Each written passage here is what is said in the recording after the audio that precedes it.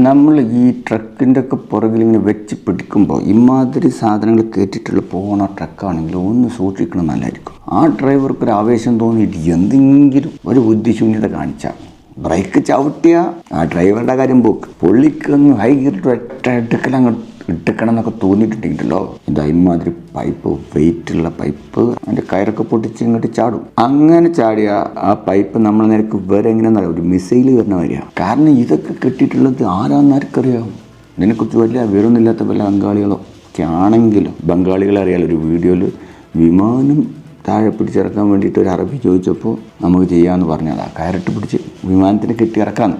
ആ വീഡിയോ നിങ്ങൾ കണ്ടിട്ടുണ്ടോയെന്ന് വിചാരിക്കണം. ഈ പൈപ്പും കൊണ്ടുപോകണം ഡ്രൈവർ ആഞ്ഞ് ചവിട്ടിയതാ. ഇതാണ് അവസ്ഥ. ഡ്രൈവറെ കാര്യം പോക്ക.